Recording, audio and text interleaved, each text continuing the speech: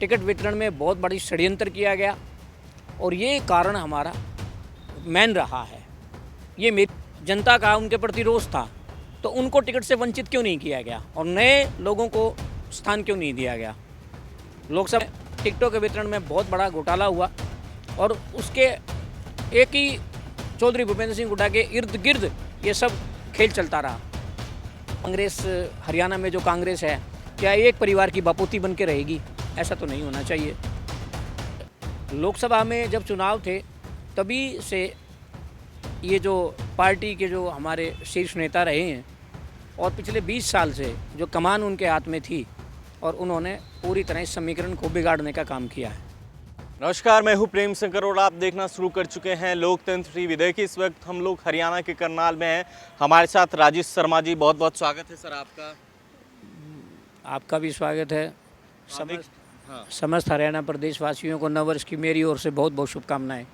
देखिए, आपको याद होगा कि सितंबर 2024 में हरियाणा में विधानसभा का चुनाव हुआ था। आप सोचिए, लगभग कांग्रेस और बीजेपी के बीच लगभग 1% से भी कम वोटों की बढ़त होने के बावजूद भी कांग्रेस के हाथ से हरियाणा निकल गई। क्या आप कारण मानता, आप तो कांग्रेस के सच्चे सिपाही, क्या कारण मांगते हैं कि कांग्रेस के हाथ से हरियाणा निकल गई और बीजेपी ने सरकार बना ली? बीजेपी के सरकार बनाने का जो मकसद था, उस मकसद में हमारे कुछ शीर्ष नेता हरियाणा के, उनकी साठगांठ से ये सब संभव हुआ है।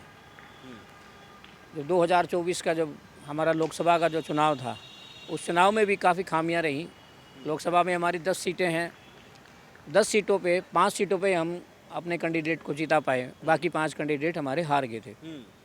और लोकसभा में जब चुनाव थे तभी से ये जो पार्टी के जो हमारे शीर्ष नेता रहे हैं और पिछले 20 साल से जो कमान उनके हाथ में थी और उन्होंने पूरी तरह इस समीकरण को बिगाड़ने का काम किया है।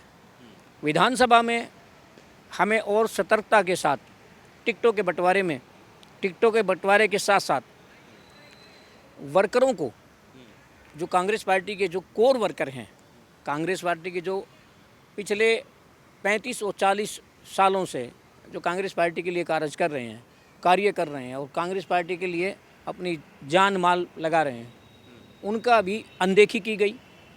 टिकट वितरण में बहुत बड़ी षड्यंत्र किया गया और ये कारण हमारा मेन रहा है। ये मेरी अपनी ऑब्जर्वेशन है, ये मेरी अपनी सोच है।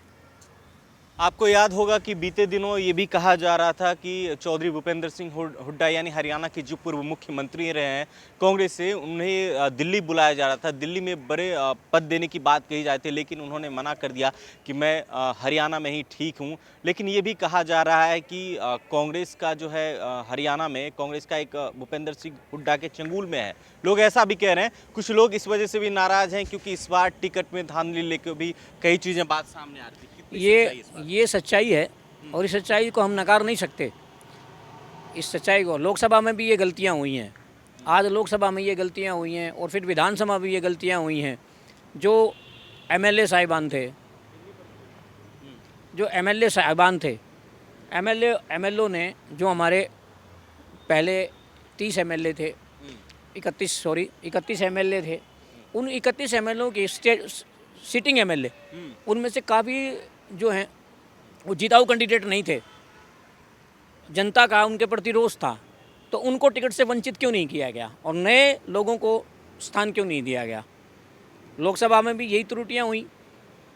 लोकसभा में टिकटों के वितरण में बहुत बड़ा घोटाला हुआ और उसके एक ही चौधरी भूपेंद्र सिंह हुड्डा के इर्द गिर्द ये सब खेल चलता रहा और उन्होंने हमारे राष्ट्रीय अध्यक्ष मल्लिकार्जुन खड़गे जी और राहुल जी और हमारी यूपी की चेयरपर्सन श्रीमती सोनिया गांधी जी, उन सब को भी धोखे में रखा गया और धोखे में रखने के बाद ये परिणाम जो आया है विधानसभा का, वो निराशाजनक रहा। आप ये कहना चाह रहे हैं कि हरियाणा प्रदेश कांग्रेस में एक ही परिवार का सिक्का चल रहा है, जिसकी वजह से ये परिणाम आया? ये बिल्कुल सही है, ये ठीक कह रहे हैं आप। और मैं नहीं कह रहा, आज तो जो एमएलए हैं जिनको टिकट से वंचित किया गया और उनको टिकट नहीं दी गई, उनको अवसर नहीं दिया गया, और जिन्होंने 5 साल से 10 साल से वहाँ जो कार्य कर रहे थे, उनकी क्या कसूर है, उनका क्या गलती है उनकी? क्या कांग्रेस हरियाणा में जो कांग्रेस है, क्या एक परिवार की बापूती बन के रहेगी? ऐसा तो नहीं होना चाहिए। आज कांग्रेस का छोटे से छोटा वर्कर जो है, वो पिछले 5 साल से काफ़ी मेहनत कर रहा था, लोगों के घरों घरों में जाके ये कह रहा था कि भाई अब के हमारी कांग्रेस पार्टी की सरकार आएगी, और कांग्रेस पार्टी की सरकार ना आने के बाद उसको निराशा कितनी हुई है, ये देखिए आप, कि आज अपने आप को ठगा सा महसूस कर रहा है।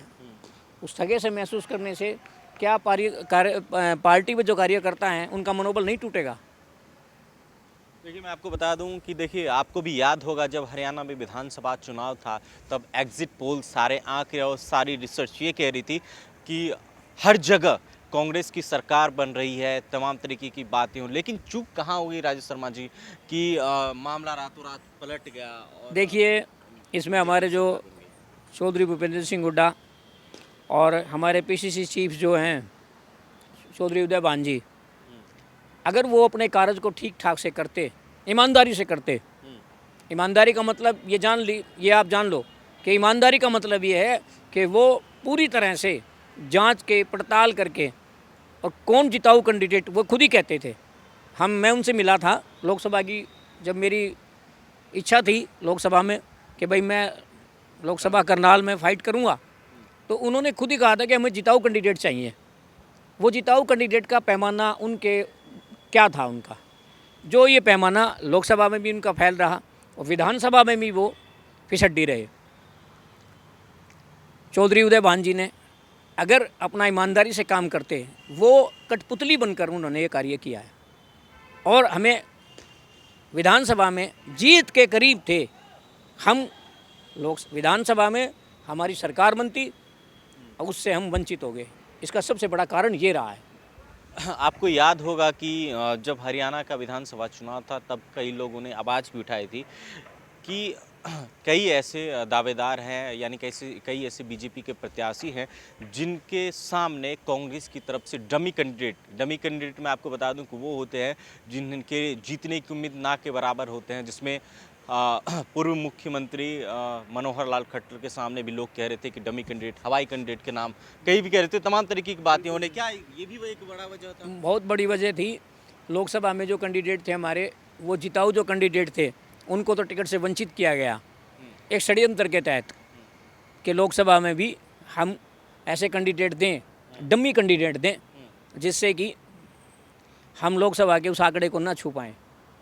मतलब आप ये कह रहे हैं कि कांग्रेस को हराने में कांग्रेस के शीर्ष नेताओं का ही हाथ है, हरियाणा के शीर्ष नेताओं का पूरा हाथ है। आज मैं नहीं, सब एमएलए, जनता और कार्यकर्ता जो निराश हैं, हताश हैं, जिनको अपना भविष्य दिखाई नहीं दे रहा, वो कह रहे हैं हरियाणा आपके हाथ से गया, लोकसभा गया, हरियाणा से सटा हुआ राज्य है दिल्ली, केंद्र शासित प्रदेश। क्या लग रहा है, इसका प्रभाव पड़ सकता है? देखो, हरियाणा की परिस्थितियाँ कुछ और थी और दिल्ली की परिस्थितियाँ कुछ और हैं।